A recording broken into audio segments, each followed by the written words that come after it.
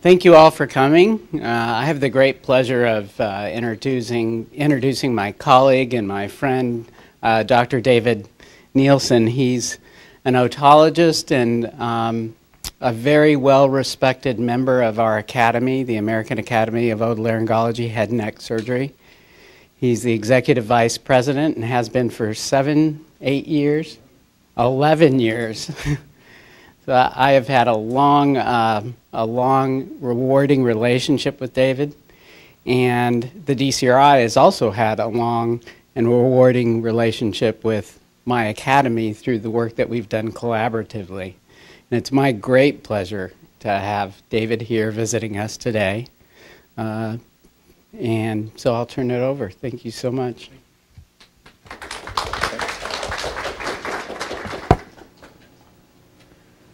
Good afternoon. It's a pleasure for me to be here. I'm really honored and appreciate the chance to talk to you. What we're going to talk about for the next 45 minutes or so is something that I'm very passionate about.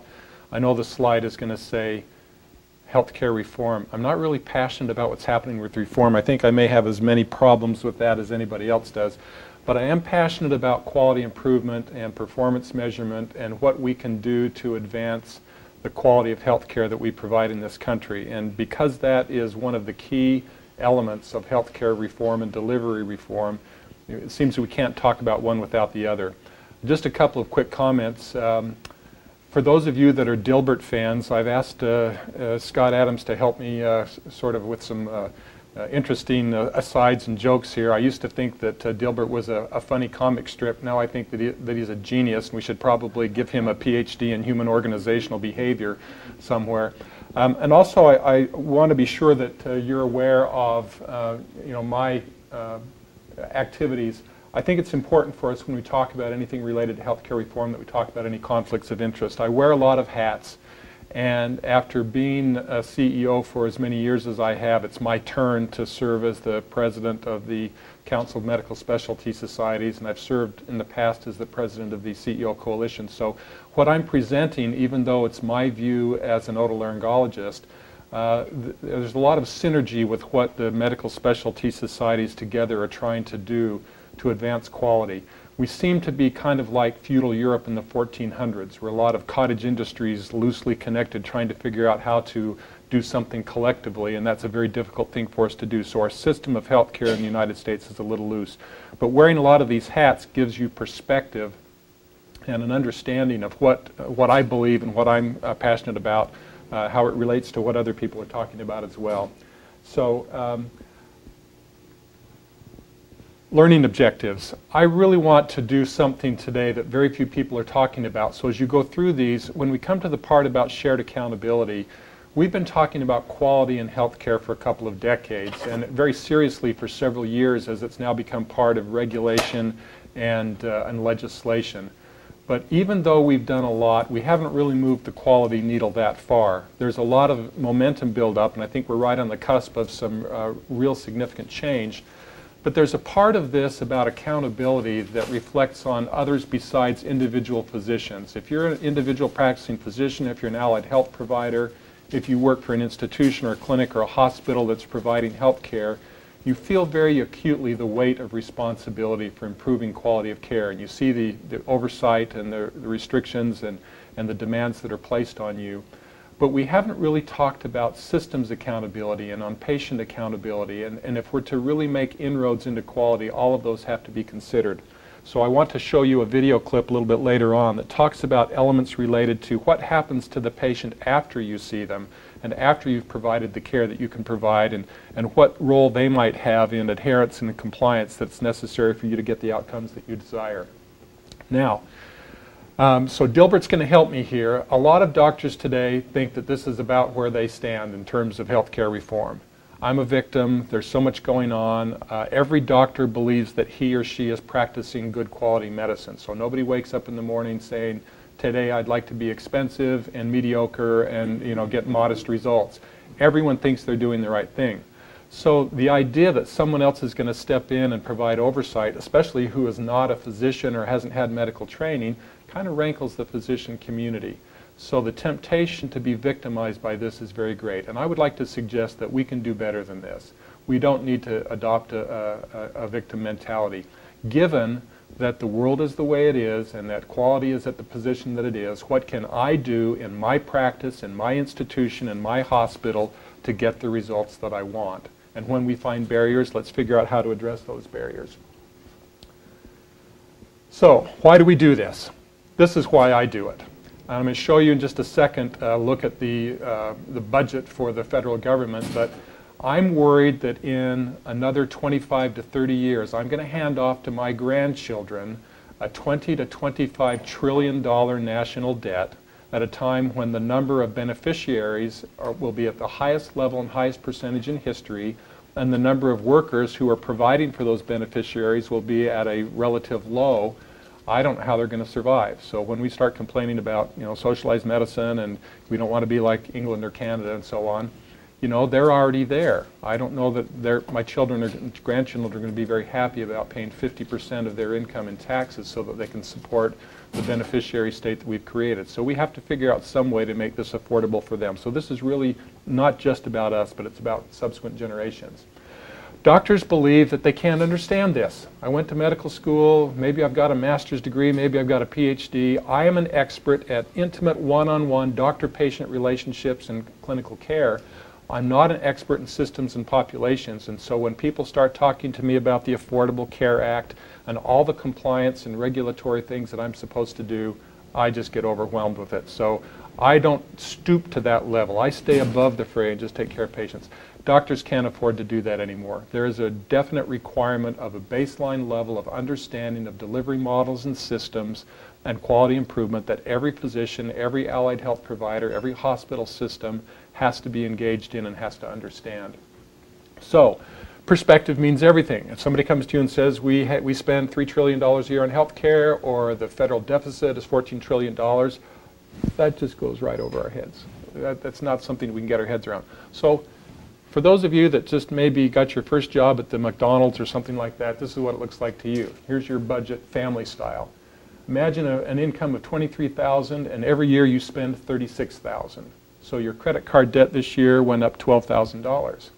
Over the years, you've now accumulated $146,000 in credit card debt. And so you decide that it's time to do some budget cutting. So you work really hard and you save and you scrimp and you do everything you can and you save $385, and then you congratulate yourself on being so fiscally responsible. But if you add 8 zeros to these numbers, this is our federal budget situation. So when you look here at $14.7 trillion of national debt, that's kind of like the equivalent of my family's credit card debt if I'm living in this kind of a life. So how in the world are we going to manage one of the largest and fastest growing elements of federal spending, which is health care, to try to rein this in? So this really does matter. There are some physicians who believe that if we just say no and lobby hard enough, we can go back to the way we practiced in the 90s and the regular fee-for-service. And I'm just here to tell you that that is not going to happen. If you overturned the ACA today and got rid of all the laws, the demand for quality, for transparency, for reporting, for public accountability will only increase. So this isn't something that we're just going to legislate away or wish away. Now, take a look at the environment that we're practicing in here. Here are some of the negative elements of what we're dealing with. We talked about the federal budget deficit and those related concerns. The unsustainable costs and the delivery and payment mechanisms currently incentivize the kind of behavior that we just described. We didn't get into that fiscal situation because we're bad money managers. We got that way because we are incentivized to spend and to behave in that manner.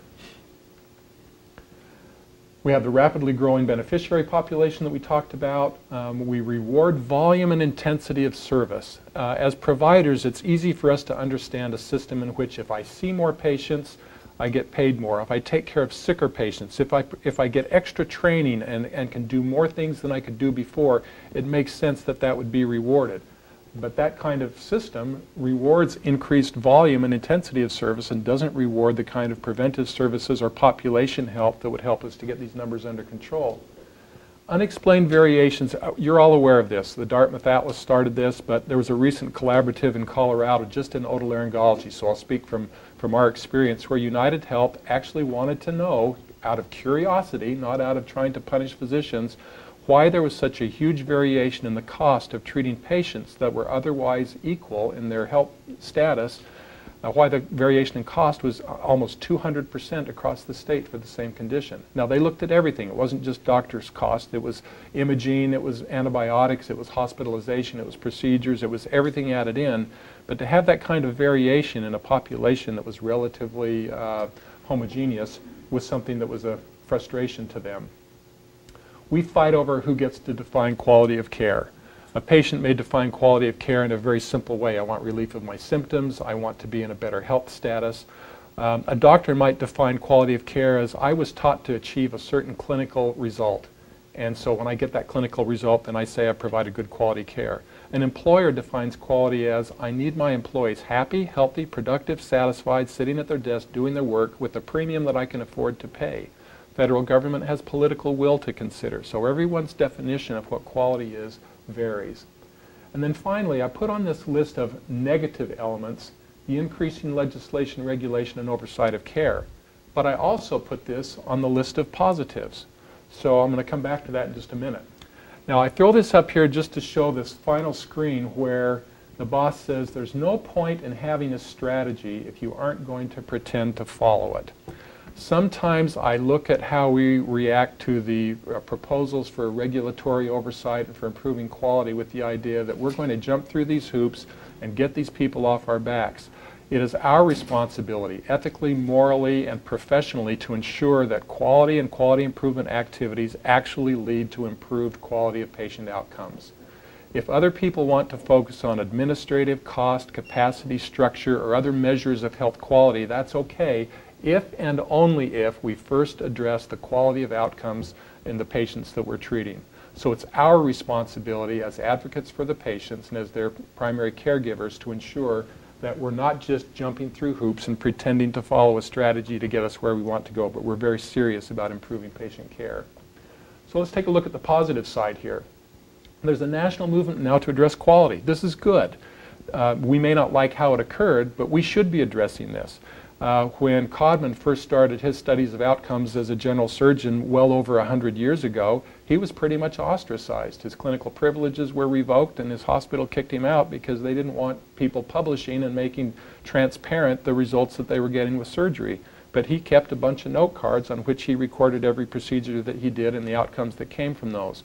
Hopefully, we've come a long way since then, and we've figured out how to address that quality. National Quality Strategy. I speak a lot when I ask audiences of physicians, how many of you can name the National Quality Strategy? I've never yet had somebody raise their hand. So without looking at the screen, do you know what the National Quality Strategy is? It's easy, and there are things that we can agree on. Number one, we want better population health. We'd like to be a healthier nation than we are today. Number two, we want our patients individually to get better. We want to improve clinical care and make sure that each patient we treat gets better. And the third is we've got to do a better job of managing the resources that it takes to get them there. There isn't anything there that we could object to. So the politicization of that is what we have a problem with. Next, new structures, collaborations, and entities addressing quality. Look at the DCRI. Look at what you're doing that has an impact on quality, not just here at Duke, not just in the region, not just in the nation, but internationally. A massive enterprise that raises quality for everyone. How many of you are familiar with the Physician Consortium for Performance Improvement? Not very many. Pretty well kept secret, but this is the leading physician-led organization that turns evidence-based guidelines into performance measures that are actually meaningful and will lead to improved outcomes. Of the, I'm trying to guess now, maybe 500 or 600 measures that are endorsed by Medicare so that physicians can get credit for reporting to the PQRS, I would say about 50 or 60% of those were done by the Physician Consortium for Performance Improvement. We as otolaryngologists are not anybody's low-hanging fruit. We're kind of last in the queue to get those measures developed, but our measures were done through that system. So the only measures that we have for otolaryngologists to report on came through the PCPI. But that kind of infrastructure is critical to us.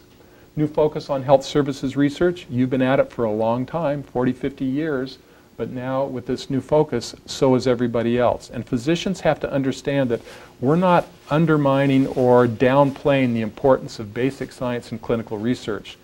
But we've worked for decades and know pretty well how to get stuff from the bench to the bedside, and we know how to get from the bedside in a research situation to the bedside in a clinical situation. What we're not experts at is how do we get that into systems and populations. You've probably heard the complaint that it takes 17 years for something that we agree upon as the right care to become institutionalized and universally utilized.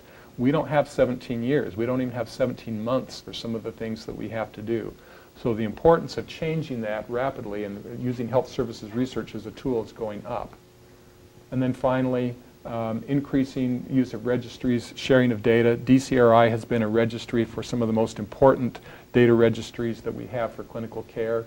And then increasing legislation, regulation, and oversight. Truth is if we didn't have that, we probably wouldn't have a lot of these other things. So no, I'm not a big fan of somebody looking over my shoulder, but when it helps me to move faster and quicker and to be more thoughtful about what I should be doing, I need to move in that direction. Now, here's the kind of stuff that keeps doctors awake at night. This is not everything that they have to worry about, but it's new to them. So we've got the sustainable growth rate formula. For those of you that are not aware, it's on sale this year. We've been trying to overturn it for a decade. It's the process by which Medicare determines that if I set aside a certain amount of money for health care this year for my beneficiaries, and if the doctors step beyond that, then we decrease their reimbursement the following year. If they come in under that, then we increase it. We have been over that for about 9 of the last 10 years, and each time we've gone to Congress and lobbied to prevent those cuts from going into place. So the cuts have grown each year and become cumulative to where we now face a 26.5% cut, and we just kicked the can down the road another year on that. Right now, Congressional Budget Office has scored the cost of fixing that system, which is broken beyond repair, at about $180 billion, which is about $180 billion less than it was scored last year. So it's on sale. If we can't fix it this year, I'm not sure when we will. Electronic prescribing, meaningful use of health records, we'll talk about later. The Physician Quality Reporting System, PQRS, value-based purchasing modifier. Many of you know that physicians are required now to report on quality. They're not required to meet quality metrics, but they're required to report on it. By 2015, groups of 25 or more will be required to report on the cost of providing that care. And by 2017, all physician groups will be. We don't know how to do that. We've never had to do that before. So this idea of public transparency and being accountable for resource use is becoming an increasing problem. And the final rule for what this will look like will be something that will be developed over the next year or two. And then, of course, you've heard about accountable care organizations and the shared savings program, the idea being that if we, as a physician collaborative, work to reduce costs, can we share in some of the benefits that come from that? Now, this is just what it looks schematically. You don't need to remember any of this, but just to say that the institution of those things on the previous slide go from a reward system. If you do it now in these years, you get a reward, and if you're not doing it here, then you get a penalty, and that penalty increases. So forget about the sequester that just took 2% away from physicians. Forget about the value-based purchasing modifier that hasn't been described fully yet. Forget about the SGR that could be as high as a 25-26% cut. These three alone here could be a 7% swing in reimbursement to physicians. So a lot of physicians are saying, gee, for a 0.5% penalty or an incentive, I don't think I'm going to change. It's not worth it for me to get an electronic health record or for it to do the reporting. There's not enough involved. But when you add it up, it's certainly a huge amount. So physicians should be motivated to move forward. Now, all of these have deadlines on them. And our doctors are saying, for example, if I'm not reporting on PQRS by 2015, I may face a 1.5% cut. So I've got a lot of time. It's 2013. It's a couple of years away. What they don't realize is that when 2015 rolls around, the data that will be utilized to determine their penalty is 2013 reporting. So if you don't report this year, you're going to be penalized, and it'll be significant. And by the way, they could change the penalties. A couple of problems with that is 21% of otolaryngologists are currently reporting to PQRS. I'm wondering what the other 79% are going to do between now and the end of the year. So those deadlines do go by pretty quickly. A lot of effects of this. So when you look at the trickle down from all of this regulation and quality oversight, increasing focus on salaried physicians and surgeons. There will be a changing role for academic institutions, employing institutions, medical associations, and how they provide services and support for the physicians whom they employ.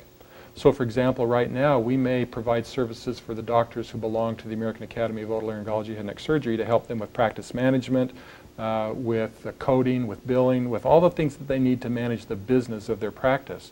It's not unlikely that in the future we'll be doing more to help them to gather data about themselves so that they can actively evaluate their practice, their employment offers and contracts, the terms that they will be operating under, their participation in accountable care organizations and other structured collaborations, because that will be the way in which they will practice in the future. Even if you're in the flyover states and you're in a 1, 2, 3, 4, 5 person group in the Midwest, you're going to need some method of collaborating and coordinating the data that you collect with the support systems that are surround you, the people that refer patients to you and to whom you refer patients, or you will not be able to understand how to provide the best quality of care.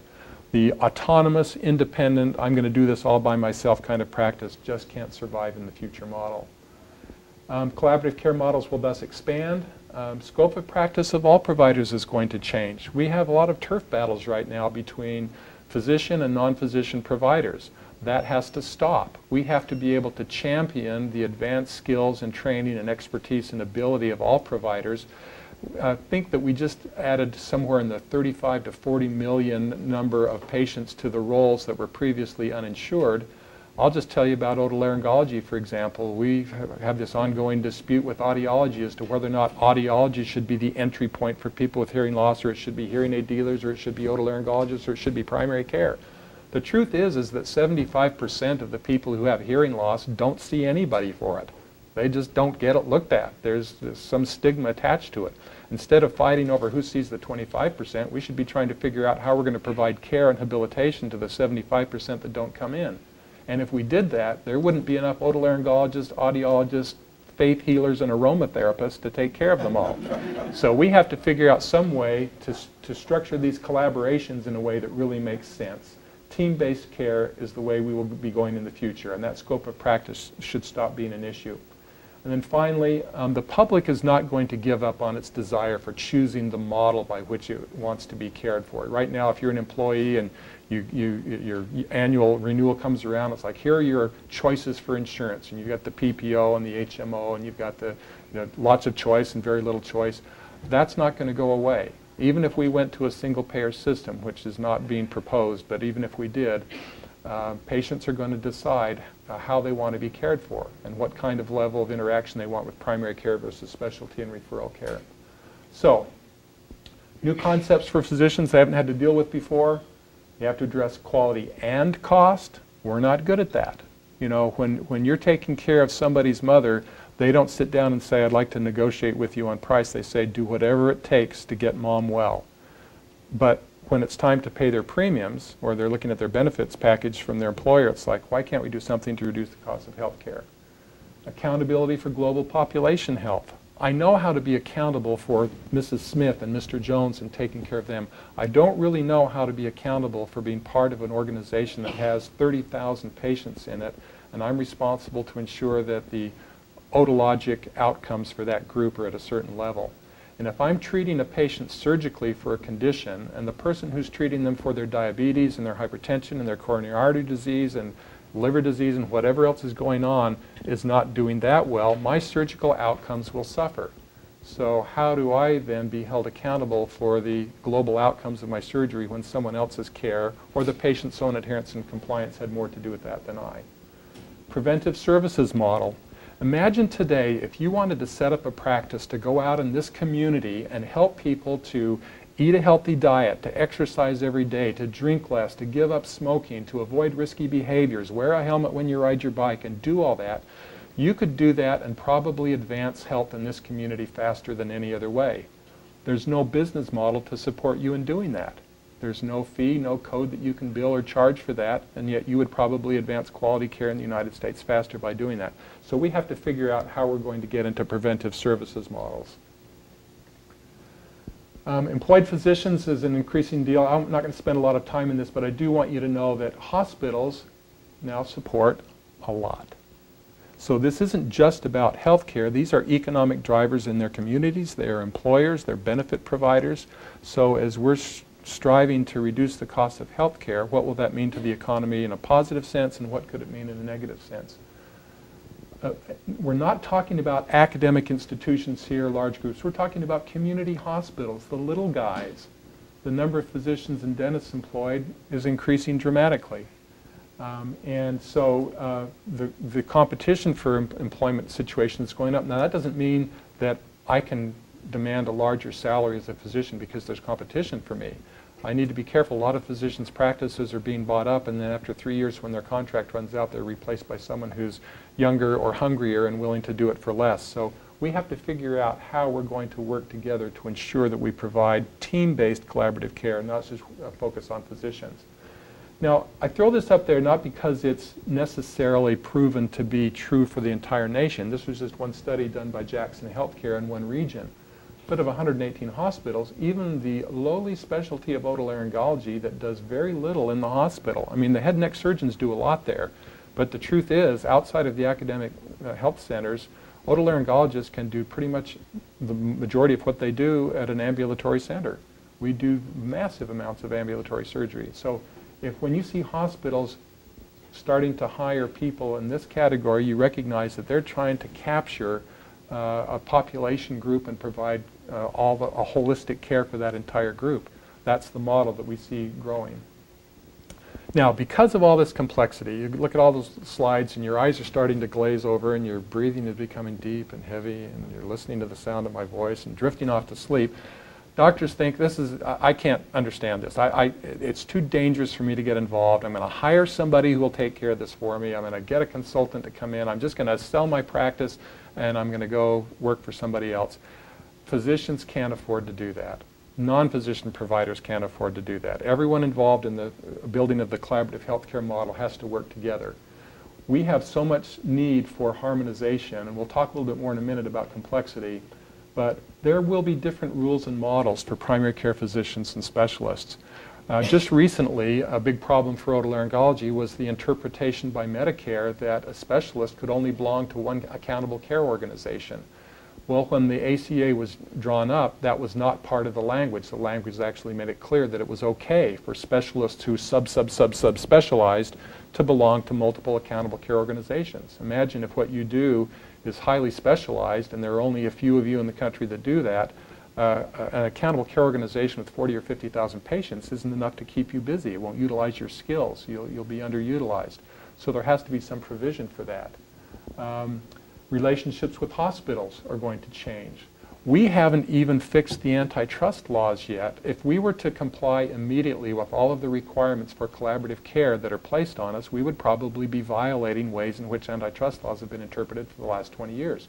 That still has to be fixed. We talked about the ACO rules, penalties for electronic prescribing, meaningful use, value-based purchasing modifier, and the PQRS reporting for Medicare. This idea about data collection standards, specifications, and interoperability might be something that you know more about than any other group. When you, DCRI, this is something that you're skilled at, that you're designed and built to help people with. But doctors don't really understand this. I've seen groups sit down and say, okay, we're supposed to report on measures. Here's an evidence-based guideline. Here's a recommendation. So do this and record this. We're done. Now you've got a performance measure. Doesn't work that way. If you don't know what the specifications are, what could be simpler than measuring blood pressure? Or hemoglobin, for example. We're going to record hemoglobin. Which measure of hemoglobin are you going to use? Depending on your subspecialty area, you may want a different measure of hemoglobin than some of your colleagues will in other specialties.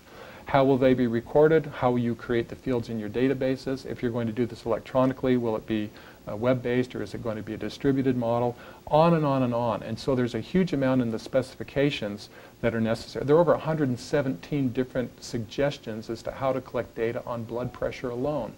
And so if you have 117 different clinics collecting a different measure for blood pressure, how can you collate that data and make any meaning of it? And then finally, feasibility testing. One of the ways in which we, the Academy, utilizes DCRI is to help us with feasibility testing. If we come up with great measures and they actually improve patient care, and the cost of implementing them is higher than what we had before, we may have moved the needle on the first two legs of the stool for the National Quality Strategy, but we've not moved the last one. So, trust. There's a big issue in the physician community about trust. We started talking about quality in healthcare and delivery reform back in the 90s. And all the capitation that took place, and that basically turned out to be an excuse not to refer patients to specialists, and we didn't really see any benefit there. Now in the 2000s, we're having the conversation again. A beautiful article published last summer in Health Affairs by the RAND Corporation and Eric Schneider and his group talked about why the promise of comparative effectiveness research has not been realized and the biases that clinicians have when they approach specific situations. So doctors are saying, is this just another excuse to manipulate payment, or are we really serious about quality improvement? And so my message is that we have to be the ones to answer that. We cannot depend on any of the other demand stakeholders for quality to decide that. That's our responsibility and where we should take a leadership role.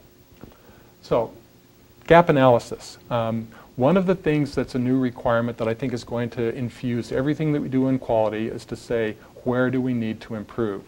And those gaps are not limited to one specific area. We sometimes tend to think of gap analysis as gaps in care, or maybe just gaps in knowledge, and we stop right there.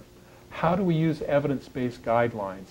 We should be using them as the foundation for performance measures. We should do all of those things that we talked about a minute ago about specifications, data integrity standards, the feasibility testing, and the validation. Implementation. We are really good at creating measures. The PCPI has 340 of them. Of those 340, I can't tell you that they're all being utilized, and if they are, can we show that all three of those aims of the National Quality Strategy are being addressed? I can't tell you that yet. We have issues about data collection. And there's a registry of registries project on every corner. So ARC has one to try to keep track of everybody who has a registry. You have your own registry of registries. You do lots of registry work for people that you contract with. The PCPI is developing a national quality registry network with the goal of ensuring that these registries can actually speak to one another and that data can be shared and mined across different platforms. And then finally, gap analysis and study design has to be a continuous process. So when we get through with addressing a specific gap, how do we then reevaluate, go back and look at the literature, look at the health services data, and then redesign our gap analysis again? So gaps in care are not just due to knowledge and due to clinical application. They can be gaps in dissemination and sharing of what is known. There's a lot that we know that if we go out and poll our members on, they don't know. About a decade ago, we did a very interesting study after a very successful otitis media guideline, and we just polled our members and said, how many of you know that it's there? Half of them knew that there was a guideline. Then we asked, how many of you know where to go read the guideline, where to access it? Half of those people said that they knew where to go get it. And then we asked, how many of you are actually applying it? Half of them were doing it. So about 12.5% of otolaryngologists were actually utilizing the guideline in their practice. And these are people that were treating otitis media. Gaps in rigor and levels of evidence. Nobody wants to do the randomized, double-blinded, controlled study on whether or not parachutes open. We do a lot in acute care and in surgical care that we can't do the level 1, level 2 type of evidence studies very easily on. That does not excuse us from the responsibility of raising the levels and the rigor of the evidence that we use to make our decisions and base our judgments on. It just means we have to figure out other ways to design studies and to utilize processes that will allow us to make sense out of multiple sources of evidence. Gaps in implementation, and finally, gaps in assessing, documenting, reporting. There's a lot that we do that's really good that we don't get credit for because we don't have systems in place for the accountability and the transparency that's being demanded of us. So I just throw this up. This is a slide that I use in many different talks to talk about the process by which we identify and review the appropriate clinical research and health services research, identify the gaps, look at the levels of evidence. If necessary, we design studies to try to address those.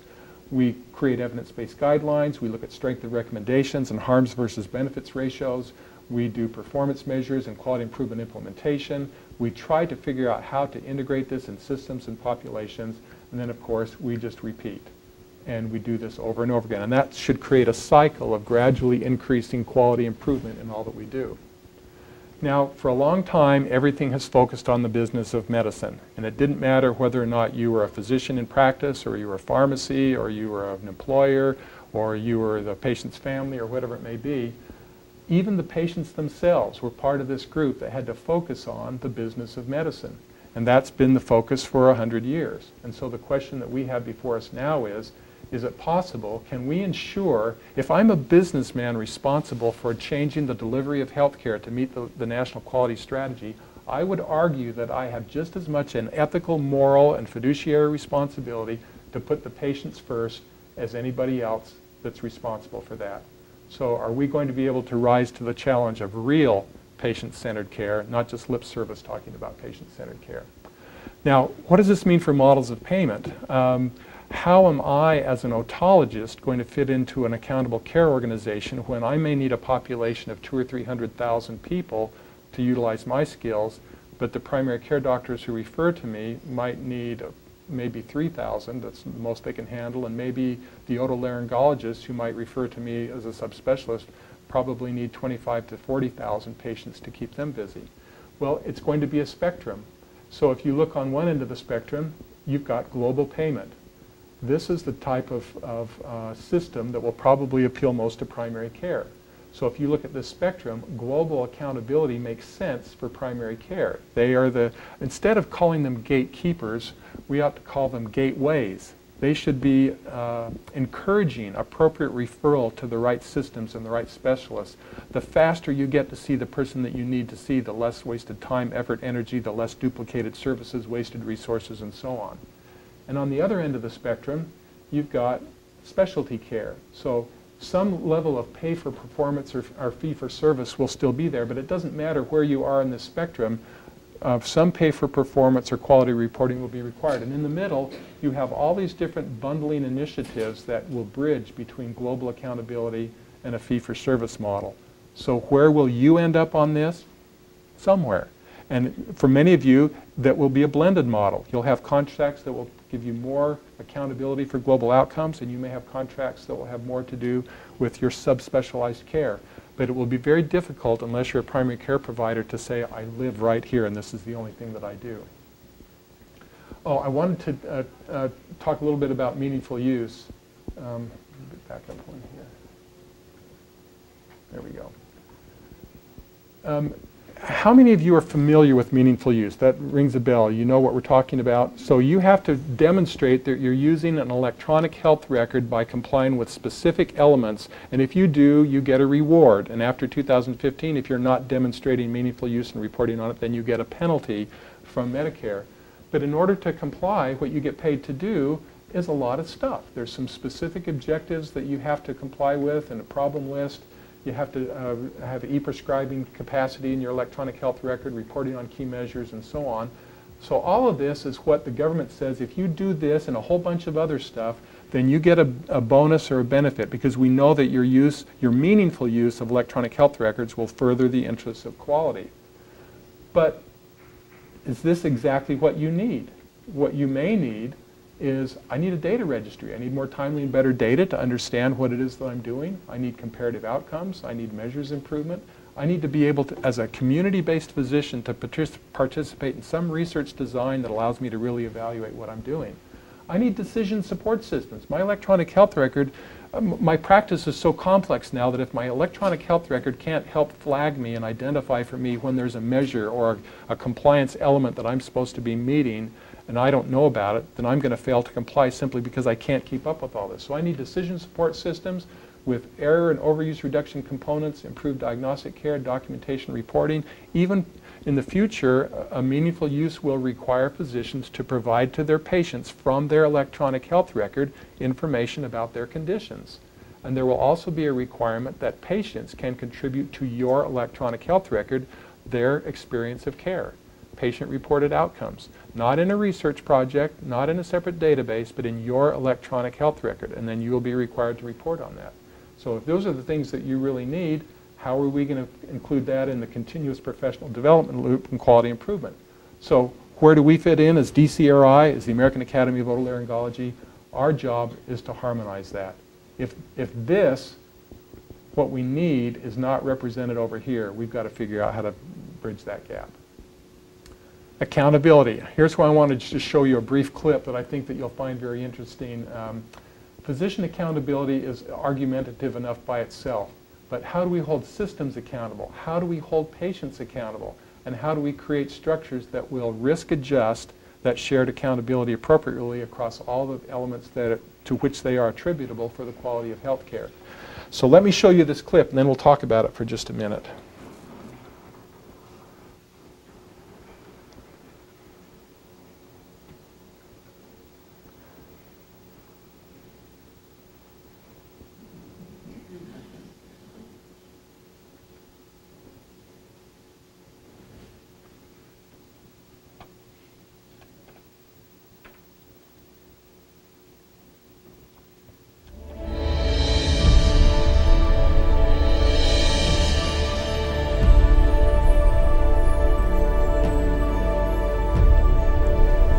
Hello, I'm Dr. Marie Brown, an internist practicing in Chicago. I'm Dr. Marie Brown, and I'm an here to speak internist with practicing you about in Chicago. medication adherence. And I'm here to speak with you Patients about don't take their medication medication as adherence. prescribed over 50% Patients of don't the take time, their medication and as a third of all prescribed over prescriptions 50% are never of the even time. filled. And a third of But all the reason for this prescriptions are never behavior even is complicated. filled. But the We reason asked for our this own behavior is patients complicated. why they didn't take their We medication. asked our own patients Their answers why were they didn't take insightful their and medication. sometimes surprising. Their answers were In this insightful video, and sometimes patients who'd been surprising. non-adherent for In this months video, and even patients years who'd been share their non-adherent for stories. months and even years share their stories.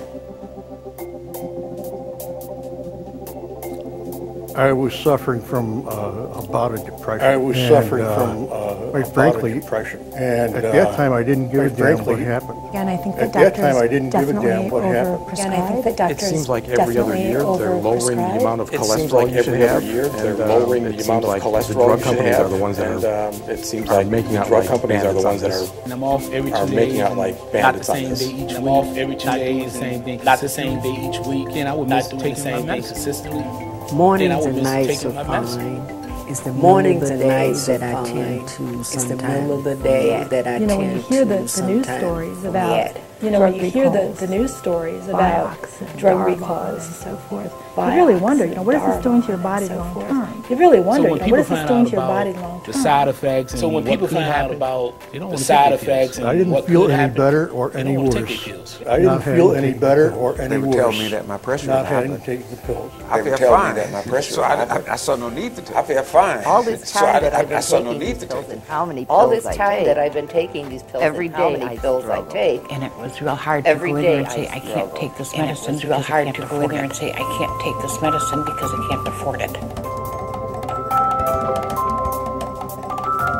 I've never really had a doctor to really ask me if I'm following my medication. None of them asked me if I was taking my medication. They will ask if you're taking the medication. I will tell them yes. So the clip goes on a little bit longer, and I just wanted to be sure that you understand that there's a lot to this adherence, and I want to just go through. This is going to be Chris Berman's fastest 3 minutes in sports, because I want to share with you some of the advantages of our contract with DCRI, with the PCPI, and other groups. The logistics and ethics of shared accountability are huge, and these are only some of them, but we haven't figured them out yet. There are so many conveners and discussants of quality that it's hard to keep up with them all. So I don't want to depress you. This is the slide that when I show it to our members, you see the eyes glaze over and, oh my goodness, you know, how am I ever going to survive this? These are just some of the groups that convene us to talk about quality. It's not all of them. I have a staff of 70 people, and they all have lots of work to do. If I took every one of them and just tried to go to the meetings that these people hold, we couldn't get to all of them. So trying to get to enough meetings that are meaningful and help us to improve quality is a challenge for us. The Physician Consortium for Performance Improvement is probably one of the most important things that we have to help us develop performance measures that are meaningful and relevant and validated. And there's a change in what the PCPI is doing. Although everyone uses their materials, they can't keep up with the demand for providing all the performance measures for the entire House of Medicine. They've helped us with our sinus guideline most recently, and we work with them through the National Quality Forum for endorsement. But they're changing their model. So in the future, The PCPI is not going to continue to do measures for everybody. They're going to engage in measures and helping the societies to develop a model for measures. And that's going to be tough on us. It means, you know, it may cost us a couple of $100,000 per measure to build these, and it's something that we don't have a budget line item for. So we're trying to figure out how we're going to do that. And then just a quick thing, I want to talk about the DCRI and how we've worked with the CHEER Infrastructure Research Grant to help advance what we do.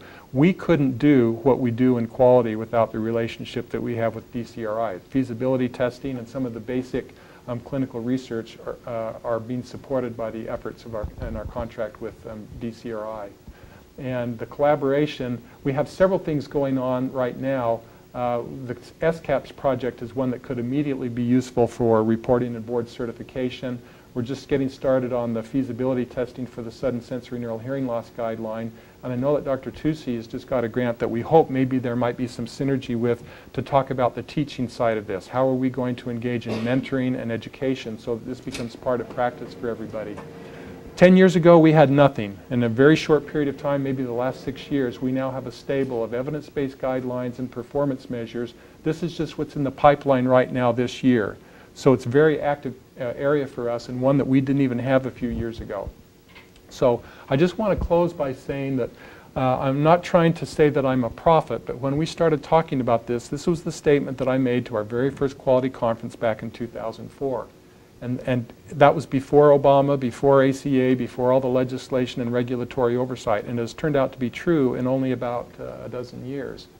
And so my closing comment to you is that it isn't enough for us to grudgingly comply with what people are asking us to do. We are responsible ethically, morally, and professionally to ensure that quality goes up in healthcare in the United States.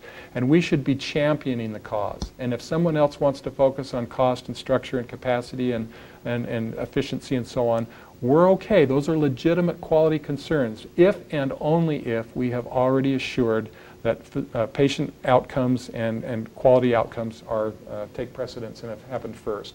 So I'll just quote from Stephen R. Covey, farmers don't grow crops, they create the condition under which crops can grow. That's what we do as an academy. That's what you do as DCRIs. You create the environment in which this can take place.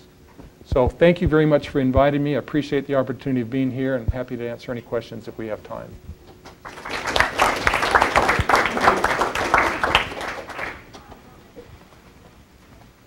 Thank you, David. That was really great. One of the challenges that I see with meaningful use, and I wonder about this and whether people have thought about it, is that it seems like in some cases the meaningful use dollars are going into creating an industry of programmers and software programmers, and that's where that money is going to end up. And I just wondered whether you had some ideas about where the healthcare savings will come and where the investment is coming from. The meaningful use and its relationship to the software vendors is only one example of the question that you're asking. This is true not only for the accountable care organizations and for hospitals taking over catchment areas and systems, and are we simply empire building for specific elements of the industrial environment, or are we really going to improve quality and reduce costs? So physicians have to be involved in that. The problem that we have in answering the specific question about electronic health records is that we as physicians cannot aggregate our demand. You would think that doctors could say, this is the stuff that we need information on, so build me a health record that has this following template. And we could build a very comprehensive template, and you could fill in all of the fields in that template necessary.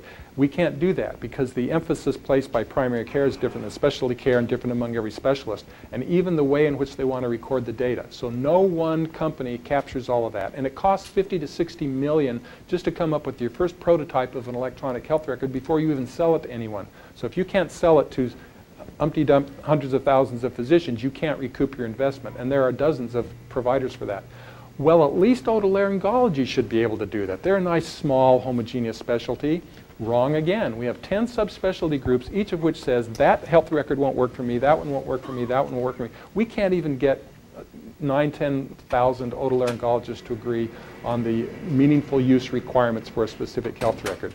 So until we can figure out how to aggregate the demand and get systems and platforms that talk to one another, that question will remain unanswered. And my fear is that we're being held accountable for meaningful use, and we have nothing to do with the development of the health records and the templates that are necessary to do that. So it's true that the Office of the National Coordinator endorses EMRs that say, okay, these meet our requirements and you can choose from them. It's not true that that endorsement implies that you can buy that, put it into your practice, and it will work for you.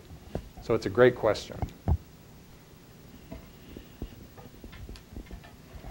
Thanks for joining us. That was a great talk and hit a lot of points. You really got my attention on one thing that you said, though, and I'm interested in your view on it. When you talked about the 75% of people who don't get their hearing taken care of, has anyone taken, let's say, average population data in the U.S.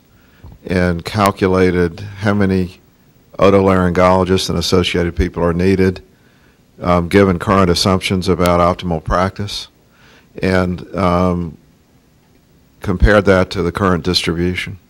The short answer is no. For those of you that may not have heard that, the issue of geographic distribution of all physicians, it's not unique to otolaryngology, is a very controversial one. We decided about a decade ago to take a different approach. Most people looking at workforce would say, we have so many population, we have so many primary care providers, otolaryngologists, ophthalmologists, how do we spread them out? We decided not to do that. So what we did was we looked at who was providing otolaryngology care.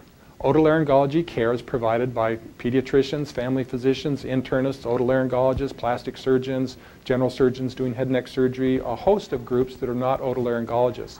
And then what we tried to look at was the demand for those services rising or falling, and were the numbers of people providing that care rising or falling, and who outside of otolaryngology is increasing their involvement in otolaryngology services, and are otolaryngologists themselves expanding or contracting in how they do it. That may not answer the question about geographic distribution, but it gives us a better handle on whether or not we need more otolaryngologists. And doing those studies suggests that there's a shortage of otolaryngologists. It's not as severe as the shortage in primary care, but we will not have enough otolaryngologists to treat the demand for otolaryngology services over the next 20 to 30 years. And we are certainly poorly geographically distributed. My predecessor used to joke that you could take a 10,000-pound bowling ball and roll it from Canada to Mexico without any danger of hitting an otolaryngologist. So I don't know how true that is, but we definitely have problems. And half of our members are 1, 2, 3, 4, 5-person groups. We're not usually large clinic groups like, say, cardiology and others. Well, so if you just went in and watched the average otolaryngologist in practice, what percentage of the things that an otolaryngologist currently does, on average, could be done by someone else just as well? These are all estimates and opinions, but it's probably in the 20 to 30% range. And it's another reason why the argument over scope of practice is such a painful one. So on a national level, we're trying to argue that people who don't have doctoral level training, medical training, shouldn't be engaging in what we call the practice of medicine. On the other hand, in my own practice and in the practice of many people, many otolaryngologists, we tried to use speech-language pathologists, audiologists, physician assistants, advanced practice nurses to help do the things in our office that we need help with doing that can be done by people that don't have a medical degree but have great clinical skill. So I'd like to get to the point where we're promoting the clinical expertise of our partners and our collaborators rather than challenging it. David, perhaps as a last question, and again, thank you for a superb presentation. Something that's been on my mind, and I'm sure many people here as well, is the Medicaid expansion. When I look at Medicaid expansion and you go from state to state to state, Mississippi to Washington State to North Carolina to Ohio and Kentucky, the viewpoint is so disparate about whether it's good, whether it's bad, whether it creates jobs, whether it costs jobs, whether it's good for the first 3 to 5 years and bad at 10 years. What is your view? Obviously, it's a huge issue nationwide. And I'll just say briefly that it depends on your perspective. Every individual who talks about whether the Medicaid expansion is good or bad can justify their perspective. So it's been so politicized that if your focus is on getting health care to everyone, This is good. It's essential. It's necessary. If you've got a family member, a child, or someone who doesn't otherwise qualify or that's been left out of the system and this now qualifies and gets them in, you're all for it. This is a great thing to do. If you're looking at the economic drivers for a system or a health plan that actually benefits from those dollars, this is a good thing. If you're looking at it overall that we're diluting, we're taking a dollar that currently doesn't cover the people that it's supposed to cover. Now we're going to stretch that dollar even further to cover a population that consumes a disproportionate amount of health care compared to their numbers, then this is an unsustainable model. This can't work. There has to be something else. So every perspective is correct. I don't know which one will prevail. I do think that in the short run, at least finding out how we can include more people in the system, get more people covered, is a good thing. But what it will mean, if it creates more disparities in care and creates a greater burden on Duke and on academic institutions to pick up the burden of uninsured care and so on, this is going to be a real serious problem. The more patients you pick up for whom the reimbursement does not cover your costs, the tougher it will be for you to survive. Maybe we should change our costs, which I think is a point you were making. That's absolutely true. Remember, in this whole system, it's estimated that we have about $700 billion out of a $3 trillion annual expenditure. We have about $700 billion that is duplicated, parallel processes, wasted care that we could do something with. We just have to figure out how to identify that. Thank you, Dave. Thank you. My pleasure.